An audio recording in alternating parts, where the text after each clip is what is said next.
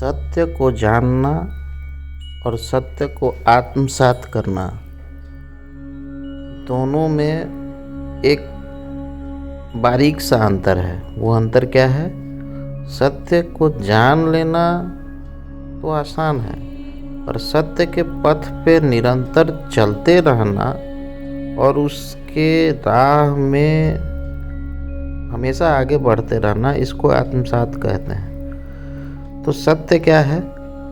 सत्य ये है कि ईश्वर ही सब चीज़ है, ईश्वर ही सब चीज़ का रचयिता है और ईश्वर सारे विधानों का विधायक है। वो सब कार्य कर रहा है, मन से हो, वचन से हो, कार्यों से हो, सब का करने वाला वही है। और असत्य क्या है? उसके अलावा जितने भी चीज़ें, जिस चीज़ में हम अपना इंटरेस्ट रखते हैं, इच्छा रखते हैं, जो हम लोग डे टू डे लाइफ में फॉलो करते हैं, वो सब मिथ्या है और वही इल्यूज़न है और वो असत्य है। तो रामचरितमानस से तुलसीदास जी ने कुछ ऐसा ही काम किया जो इस सत्य के बारे में लोगों को बतलाना चाहा। तो लोगों को बतलाने के लिए पहले उन्होंने अपने ऊपर ये सब चीज़ आत्मसात किया और ये आत्मसात करने के बाद उन्होंने ये महाकाव्य की रचना की। और महाकाव्य की रचना करने पे अगर हम भी इसको निरंतर प्रयास करते हैं समझने का, तो हमारे अंदर भी वही आत्मसात सत्य का समझ में आने लगता है। तो आज हम उसी आत्म साक्षात्कार की ओर बढ़ते हुए सुंदरकांड की कुछ पंक्तियों से ये आत्मीयता वाले शब्दों का, वाक्यों का, पंक्तियों का अपने अनुरूप जो चलन है उसको हम समझेंगे और वो उसमें छिपा हुआ आध्यात्म क्या है और अध्यात्म से क्या होगा, क्या होने को है, क्या हो रहा है, इन सब चीज़ों को समझेंगे और अपने जीवन में जो भी हमारी परेशानियां हैं उसको दूर कर हम ईश्वर के लिए अपना कदम आगे बढ़ाएंगे। तो ये सुंदरकांड की पंक्तियां हैं। कोटि विप्र बधलागहि जाहूँ, आए शरण तजहूँ नहीं ताहूँ। सन्मुख होई जीव मोहि जबहि, जन्म कोटि अगनासहि तबहि। जिसे करोड़ों ब्राह्मणों की हत्या लगी हो, शरण में आने पर मैं उसे भी नहीं त्यागता। जीव ज्यों ही मेरे सन्मुख होता है त्यों ही उसके करोड़ों जन्मों के पाप नष्ट हो जाते हैं। पापवंत कर सहज स्वभाव, भजन नु मोरे तेहि भाव न काऊ। जो पे दृष्ट हृदय सोई होई, मोरे सन्मुख आओ की सोई। पापी का यह सहज स्वभाव होता है कि मेरा भजन उसे कभी नहीं सुहाता है। यदि वह रावण का भाई निश्चय ही दुष्ट हृदय का होता तो क्या वह मेरे सन्मुख आ सकता था? निर्मल मन जन सो मोहि पावा, मोहि कपट छल छिद्र न भावा। भेद लेन पठवा दस सीसा, तभु न कुछ भय हानि कपीसा। जो मनुष्य निर्मल मन का होता है वही मुझे पाता है। मुझे खपट और छल छिद्र नहीं सुहाते। यदि उसे रावण ने भेद लेने को भेजा है तब भी है सुग्रीव, अपने को कुछ भी भय या हानि नहीं है। अब ये इस 3 पंक्तियों में बहुत ही गूढ़ रहस्य छुपा है अध्यात्म का। अध्यात्म का गूढ़ रहस्य इसमें क्या है? अब हम शाब्दिक अर्थों को समझ गए, अब हम इसमें अध्यात्म को समझेंगे।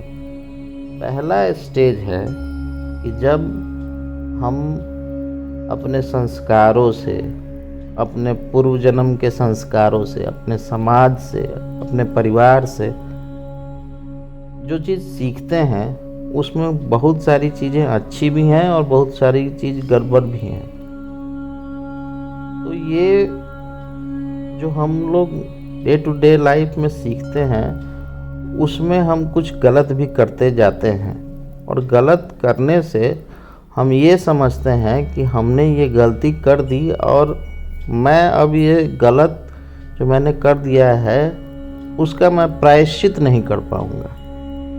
ये गलत भावना है, जो अच्छे से अच्छे लर्नेड लोग में भी ये चीज़ आके स्टकनेस के रूप में पड़ जाता है। अब स्टकनेस क्या है? आपने जो बुरा किया सो किया। आप जब उस चीज़ को रियलाइज कर लेते हैं कि that is it, I have done it, I accept it, now I will move on. तो ये पहला पॉइंट है कि जो भी आप कार्य किए हैं, कर रहे हैं, क्या किए हैं, उन सब चीज़ों के बारे में अपने आप को विक्टिम ना बनाएं कि मैंने ये कार्य किया, मैंने पूर्व जन्म का कार्य ऐसा किया, मैंने ऐसा कार्य किया था, इसके कारण मुझे ये भोगना पड़ा। ये हमारा अज्ञान है, जो इस लाइन से तुलसीदास जी समझा रहे हैं कि करोड़ों ब्राह्मणों का जिसने वध भी किया हो, वो भी अगर मेरे शरण में आता है तो मैं उसको, उस शरणागत की रक्षा करता हूँ। ये रामचंद्र जी सुग्रीव को बता रहे हैं। कहने का मतलब, अगर किसी से पाप हो गया और उसने एक्सेप्ट कर लिया ईश्वर के सामने आके कि मैंने ये किया है और जो भी हुआ सो हुआ, अब मैं तुम्हारे शरण में हूँ, अब मुझे कुछ नहीं सोचना कि मैंने क्या किया है क्या नहीं किया है, तो वो ईश्वर के प्राप्ति के पथ पे आगे बढ़ जाता है। दूसरा, इसमें एक और पॉइंट क्या है, और कोई भी पापी जो होगा वो उसे न भजन सुहाएगा, न उसे राम का नाम सुहाएगा, न ईश्वर का कुछ वो सुनना चाहेगा। वो तो हर दूसरे चीज़ों में इंटरेस्ट लेता रहेगा। उसे कितना भी समझाया जाए वो कम है, और वो समझने को तैयार नहीं होगा, क्योंकि ये विधान भी परमात्मा ने ही बनाया है कि किस समय उसको समझना है और किस समय उसको नहीं समझना है। ये भी विधान उस विधायक द्वारा निहित है। तो जो पापी होगा उसे इन सब चीज़ों में इंटरेस्ट ही नहीं आएगा। कोई भी लगेगा कि अरे ये ज्ञान की बातें हैं, इससे मेरे डे टू डे लाइफ का क्या है रिलेशनशिप। लेकिन जब उसका समय आएगा तो उन्हीं सब चीज़ों को वो आदमी समझने लगेगा। ये हमारे साथ भी होता है कि हम जब सुख में होते हैं उस समय हमें परमात्मा के बारे में उतने अच्छे से समझ में नहीं आता है। क्यों? क्योंकि हम बाहरी आवरण में इंटरेस्ट लेते रहते हैं और अपने आप को समझते हैं कि यही मेरी सबसे असली प्रसन्नता है, और वो प्रसन्नता जो है कुछ दिनों के बाद वो स्वतः टूट जाती है। इसलिए क्योंकि वो प्रसन्नता तो क्षणिक है, वो बाहरी है, और परमात्मा का जो सुख है, जो आनंद है, वो अंतर्मुख होने से आता है। आप जब आंतरिक रूप से स्ट्रांग होते हैं, आप परमात्मा को समझते हैं, तब आपके अंदर हमेशा आनंद आता है। आपको लगता है कि ये बाहर में जो भी हो रहा है ये सब मिथ्या है, इससे हमारा कोई रिलेशनशिप नहीं है। We have come here for enlightenment of our soul, और हम हमेशा से इनलाइटेंड हैं, लेकिन टू ब्रिंग बैक सम, हमारे अंदर कुछ गड़बड़ चीज़ें रहती हैं जिसके कारण हमें जीवन मिलता है कि लो तुम्हें ये मनुष्य का जीवन मिला है। जो भी तुम्हारा बैकलॉग्स है, जो भी तुमने किया है नहीं किया है, उस सारे को तुम छोड़ सकते हो और ईश्वर में विलीन हो सकते हो। तो ईश्वर में विलीन हो जाने का मतलब क्या है? ईश्वर में विलीन होने का मतलब है तमसो माँ ज्योतिर्गमया, ज्योति से ज्योति को मिला दिए। हमारे अंदर जो प्रकाश है उस प्रकाश को सबसे अल्टीमेट प्रकाश से मिला दिए। और जब उस प्रकाश में आप मिल गए, जब समुद्र का लहर है और लहर जब समुद्र में समाहित हो गया तो वो लहर रहा कहाँ। और इसीलिए जीवन मिलता है। तो हम इस जीवन को भुला के और जो बाहरी आवरण में जो हमें दिखने लगता है हम उसमें इंटरेस्ट लेने लगते हैं, और यही हमारे दुख का मूल कारण है। और तीसरा फंडा उन्होंने क्या कहा है, जो कि बहुत इम्पोर्टेंट है, कि जो भी मनुष्य जो निर्मल मन का होता है, निर्मल मन मतलब न उसके अंदर छल है, न उसके अंदर कपट है, न उसके अंदर कोई द्वेष है, न उसके अंदर कोई घृणा है, न उसके अंदर कोई अहंकार है, न उसके अंदर कोई क्रोध है, वो ऐसा बिहेव करता है जो निर्मल भाव का हो। वो बिहेव करने वाला मनुष्य ही मुझे पाता है। कहने का मतलब जो सहज स्वभाव के हैं वही परमात्मा को प्राप्त करते हैं। तो हमारा जो भी मन है, जब हम अपने को एनालाइज करते हैं और अगर हम अपने को टेस्ट करें तो हम पाएंगे कि हमारा मन भी बहुत सारी ऐसे चीज़ हैं जिसमें हम निर्मल नहीं हो पाते हैं। हम इंटरेस्ट लेने लगते हैं फिजूल की चीज़ों में। मान लीजिए कि किसी ने अच्छा किया है, किसी ने ख़राब किया है, और हम उनका बात करने लगते हैं कि उसने ये किया, उसने ये किया, उसने वो किया, और उस चीज़ में इंटरेस्ट लेने लगते हैं। और उस इंटरेस्ट से क्या होता है, हम घृणा के में इंटरेस्ट लेने लगेंगे, हम द्वेष में इंटरेस्ट लेने लगेंगे, हमें उससे जलन होने लगती है। तो हमारा मन कहाँ निर्मल हो पाता है, वो तो मलिन हो जाता है। और मलिन होने से क्या होता है कि ये मलिनता जो है हमें प्रभु प्राप्ति में,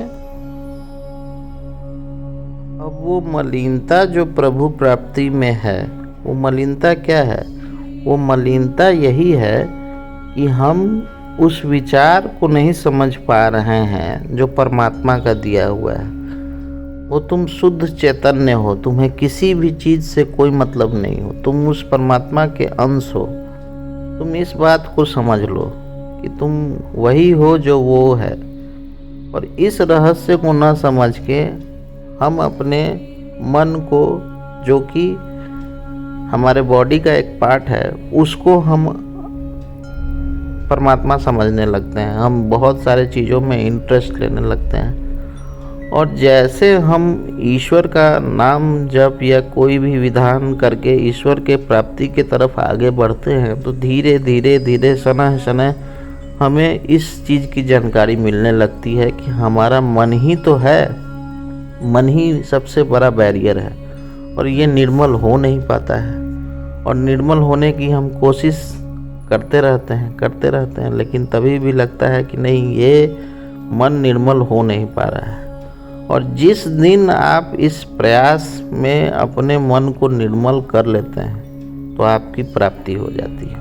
और जब प्राप्ति हो गई, उस समय आप आनंद में हैं। और जब तक वो प्राप्ति नहीं हुई तब तक आपके पास हमेशा कुछ न कुछ स्टकनेस है। इस रहस्य को समझ लेना बहुत ही इम्पोर्टेंट है। और निर्मलता ही हमें प्राप्ति करवा सकता है। और मन की निर्मलता कैसे होगी? तो मन की निर्मलता सिर्फ एक चीज़ से हो सकती है, वो है ईश्वर का नाम, ईश्वर का स्मरण, ईश्वर का भजन, ईश्वर की पूजा, ईश्वर की आराधना, ईश्वर की सेवा। और इसके वेरियस विधांस हैं। आप कोई भी कार्य कर रहे हैं, ईश्वर ने आपको जैसा भी कार्य दिया है, आप उसमें तत्परता से अपना कार्य करें और अपने मन को हमेशा निर्मल रखने का कोशिश करें। और वो निर्मलता हमेशा सतत बनी रहनी चाहिए, निरंतर बनी रहनी चाहिए, ताकि आपको वो परमात्मा अपने मूल स्वरूप में अवस्थित करा दे। और मूल स्वरूप में अवस्थित होते ही आप आनंद में आ जाते हैं और आप भी उस परमात्मा की सृष्टि में अपने आप को ढाल लेते हैं और आप परमात्मामय हो जाते हैं। तो सारे विधानों का मूल जोड़ यही है कि अपने मन को निर्मल करें। पहला पॉइंट था कि अपने को विक्टिमाइज नहीं करें। दूसरा पॉइंट है कि जो बैड है वो बैड रहेगा ही, उससे आपको द्वेष नहीं लेना है, उससे आपको घृणा नहीं करनी है, उससे आपको कुछ नहीं करना है। जो है सो है, लेट इट बी, उस पर ध्यान नहीं देना है। और तीसरा पॉइंट है कि अपने मन को हमेशा निर्मलता की ओर बढ़ाना है। और निर्मलता की ओर बढ़ाने का सबसे मूल मंत्र क्या है? तो प्रभु की उपासना, प्रभु का भजन, प्रभु का ध्यान, प्रभु का स्मरण, प्रभु की पूजा, प्रभु की आराधना, प्रभु का योग दर्शन, जितने भी कार्य हैं जिनसे प्रभु को पाया जा सकता है, उस कार्य में अपने को तल्लीन करके अपने मन को निर्मलता की ओर अग्रसर करना कर। और समय लगेगा, जितना लगेगा लगने दीजिए, आप हमेशा आनंद में रहिएगा। और ये सतत प्रोसेस है, आपको हमेशा करना होगा। जब भी आप परेशान हों, थोड़े देर के लिए शांत बैठ के ये स्मरण करें कि क्या ये सब चीज़ें जो मैं कर रहा हूँ, क्या परमात्मा इससे प्राप्त होंगे। इस बात को जैसे ही आप स्मरण करते हैं, आपको सारा आंसर्स मिल जाता है। तो आज के लिए बस इतना ही। अपने आप को निर्मल बनाएं और हम सब उस आराध्य के जो स्वरूप है उसमें स्थित हो जाएं।